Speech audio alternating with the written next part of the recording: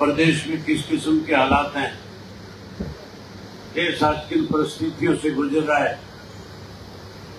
भाजपा जसपा की सरकार बनने के बाद कौन कौन सी दिक्कत और कठिनाई हमारे सामने आई, इन सब बातों का खुद करके जिक्र किया गया। अगर मैं उन्हीं बातों को दोहराऊंगा तो बहुत लंबा समय लगेगा। साथियों, हमारे देश के प्रधानमंत्री ने कहा था, जब लोकसभा का चुनाव चल रहा था, किसान के साथ वायदा किया था, कहा था कि अगर मेरी दोबारा सरकार बन गई तो सरकार बनने के बाद किसान की फसल के दाम 2 गुना कर दूंगा। 2022 का साल तो बीत गया, किसान की फसल के दाम बढ़ने की बजाय खर्चे बढ़ गए, महंगाई बढ़ गई, भ्रष्टाचार बढ़ गया, कानून व्यवस्था खत्म हो गई, पढ़े लिखे नौजवान बच्चों के लिए रोजगार नहीं है, नौकरी नहीं है, नशा बढ़ गया, अपराध बढ़ गया। आज मैं दिन में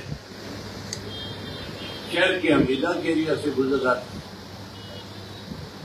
वहां लोगों से मिल रहा था। वहां पे एक जगह पे 12-15 लोग खड़े थे और मेरी जब उनसे मुलाकात हुई, जब मैंने उनसे दुआ सलाम करी, राम राम करी,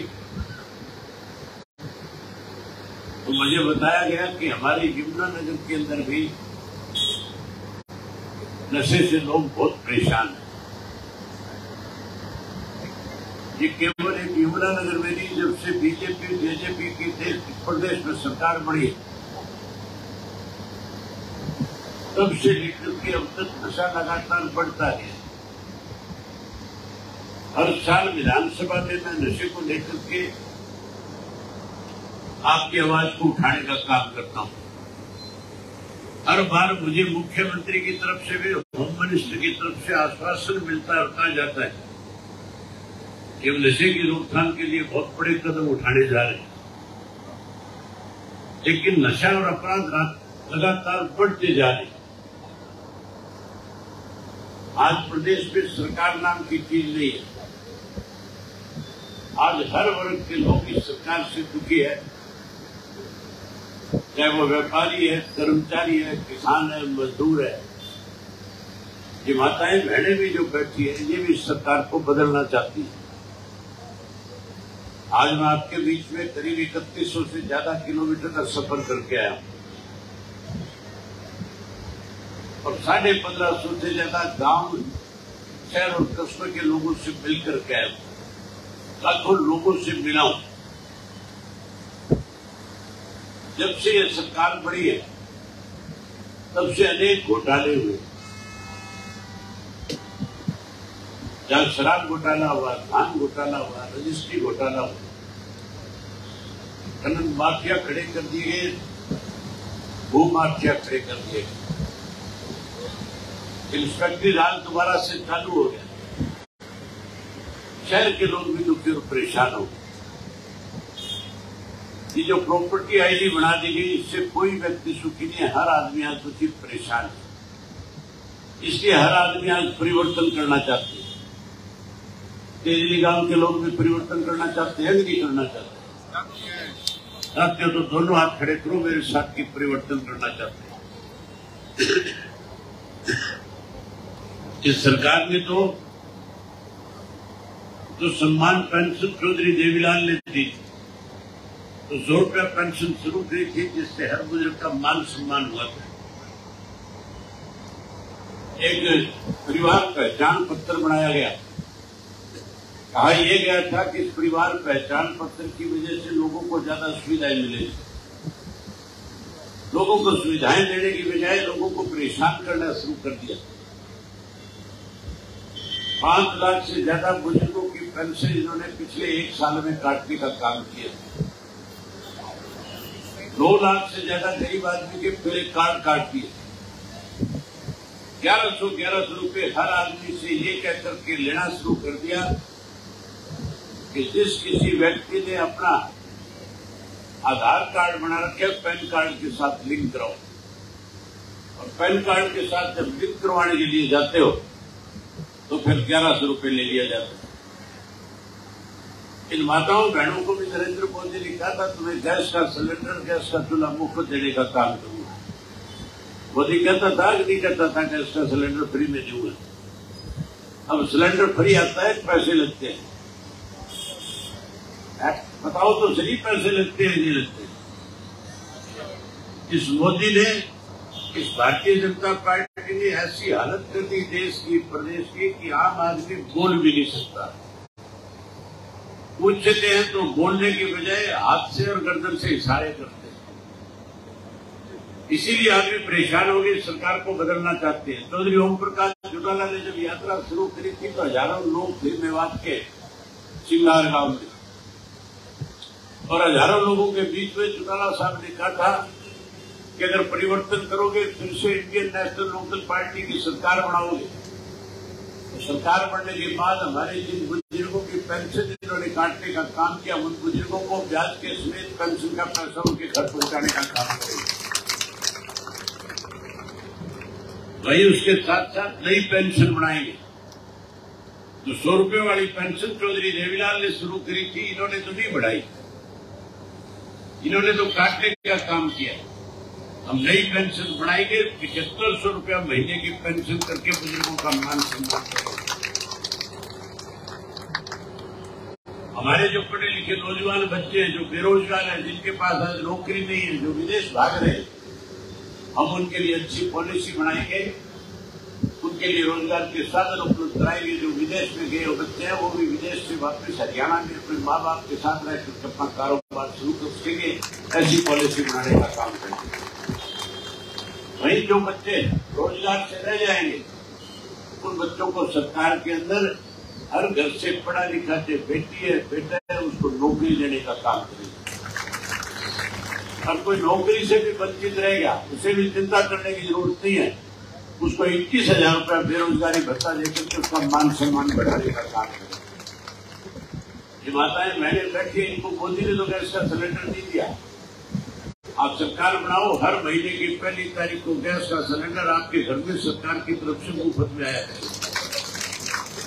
जहां गैस का सिलेंडर हम मुफ्त में देंगे, वहीं उसके साथ साथ 1100 रुपया हर गृहिणी के खाते के अंदर आपकी रसोई बढ़िया चले, उसके लिए भी नमक मिर्च का भी साथ देने का काम करेंगे। आज बिजली के बिल ज्यादा आते हैं, बिजली कम दी जाती है। घरों के अंदर लगे हुए जो मीटर थे, सरकार ने मीटर घर के अंदर से पार लगा दी, चाहे वो दुकान का था चाहे मकान का था, हर मीटर पार लगा हुआ। और बिल जो कोई 500, 700, 1000 रुपये का आता था, अब 10-10 हजार रुपये का बिल आना शुरू हो गया। बिजली के बिलों से परेशान हो कि नहीं हो? पूरी तरह से परेशान हो। बिजली के बहुत ज्यादा बिल आते हैं। मुझे किसी ने बताया ये मीटर चाइना से मंगाए मनोहर लाल खट्टर, और जिस कंपनी से मंगवाए हैं उस कंपनी के साथ कमीशन फिक्स किया इसने अपना, कि कोई ऐसे मीटर दे जो बिजली की बजाय धूप से चलने का काम करे। ये मीटर बिजली से नहीं, ये धूप से चलते हैं। चलते हैं नहीं चलते हैं धूप से। आप राज बढ़ाओ, ये मीटर पड़वा करके मनोहर लाल खट्टर के घर भिजवा दूंगा सारे के साथ। और वही उसके साथ साथ नए मीटर आपके घरों के लिए मंगवा करके दूंगा। ऐसे मीटर होंगे जिनकी गरारी 500 पे आके फंस जाएगी, 500 से फालतू बिल नहीं आएगा तुम्हारा किसी।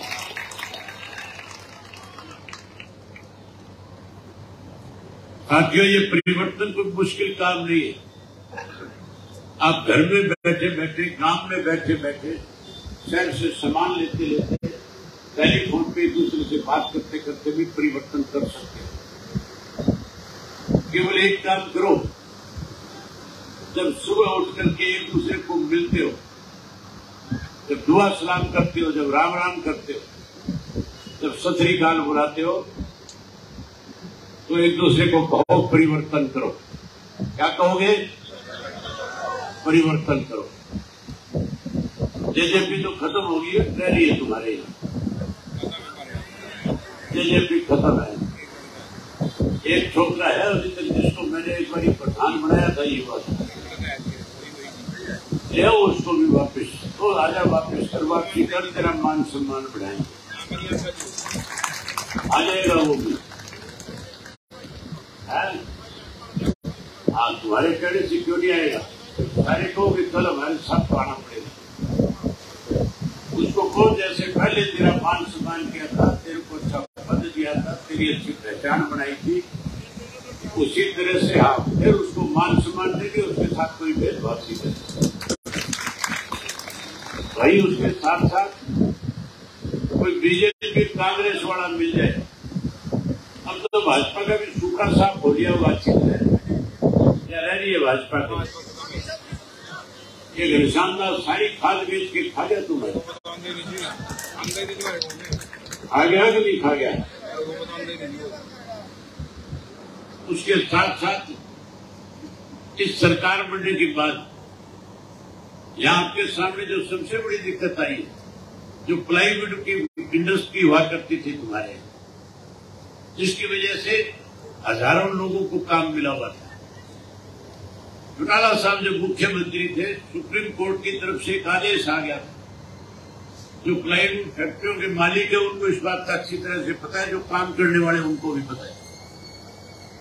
आदेश ये आ गया था कि प्लाईवुड फैक्ट्रियों की वजह से फॉरेस्ट को खतरा हो रहा है, इनको बंद किया जाए। जब चौटाला साहब को इस बात का पता लगा कि सुप्रीम कोर्ट तो इसके ऊपर कोई सख्त कदम उठाने जा रही है, फैक्ट्रियां बंद हो जाए, जहां लोगों का कारोबार खत्म हो जाएगा, हजारों लोग बेघर हो जाएंगे, कैसे इन लोगों को रोजगार मिले, कैसे इनका रोजगार रहे, इसके लिए सरकार की तरफ से सुप्रीम कोर्ट के अंदर एफिडेविट दिया गया कि ये जो हमारी इंडस्ट्री है, ये एग्रोवेस्ट इंडस्ट्री है, इसके अंदर फॉरेस्ट को कोई खतरा नहीं है। ये सरकार ने एग्रोवेस्ट इंडस्ट्री के रूप में लाइसेंस दिया भाई, तब जाकर के वो फैक्ट्रियां बची थी। इस सरकार ने तो फैक्ट्री को फिर बंद करा दिया। 250 से ज्यादा फैक्ट्री आपके यहाँ पे बंद होगी कि नहीं होगी? 250 से ज्यादा, 250 से ज्यादा फैक्ट्री बंद कर दी। और रोजाना उनको जो है कभी जीएसटी वाला परेशान करता है, कभी कोई एग्रीकल्चर डिपार्टमेंट का बड़ा परेशान करता है, कभी कोई इंस्पेक्टर जाकर के परेशान करता है। अब राज बढ़ाओ, हमने पहले भी इंस्पेक्टर राज खत्म कर दिया। पहले भी किसी अधिकारी को, किसी भी महकमे वाले को ये छूट नहीं थी कि किसी भी फैक्ट्री वाले को या किसी दुकान वाले को जाकर के तो उसकी बही खाते चेक करें, उसको परेशान करें। हमारी हिदायत थी कि अगर किसी ने भी किसी को तंग करने की कोशिश करी तो उसके खिलाफ सरकार की तरफ से एक्शन लेने का काम करेंगे। इसलिए सबने अपना सबूत व्यापार चलाने का काम किया था। हम फिर व्यापारियों को ज्यादा से ज्यादा लाभ प्रदान करने का काम करेंगे, फिर से इस इंस्पेक्टर राज से मुक्ति दिलाने का काम करेंगे। मैं आपको कह रहा था कि कोई कांग्रेस और बीजेपी वाला आपको मिले तो उसको 3 बार को परिवर्तन करो, परिवर्तन करो, परिवर्तन करो।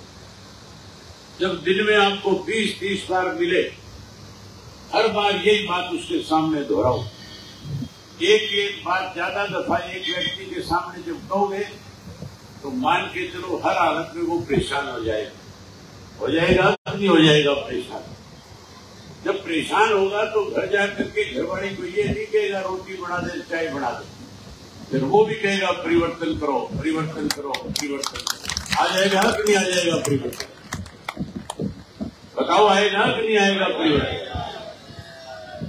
मैं आपको तो एडवांस में बधाई दे देता हूँ, अभी साल पड़े चुनाव का, लेकिन आज जिस तरह से यमुनानगर के लोगों ने परिवर्तन यात्रा का स्वागत किया, जिस तरह से लोगों ने फूल बरसाए, लड्डू खिलाए, मिठाइयां बांटी, लंगर लगाए, जगह जगह ठंडा पिलाया, इतनी बड़ी संख्या में लोग इकट्ठे हुए, मैं आपको एडवांस में बधाई देता हूँ कि अब की बार आप अपने उम्मीदवार को बहुत ज्यादा वोटों से जिताने का काम करें। वहीं उसके साथ साथ आपसे एक नारा लगवाना चाहूंगा, नारा लगवा करके अपनी बात समाप्त करूंगा। मैं कहूंगा परिवर्तन लाना है, आपने कहना हरियाणा बचाना है। परिवर्तन लाना है, परिवर्तन लाना है।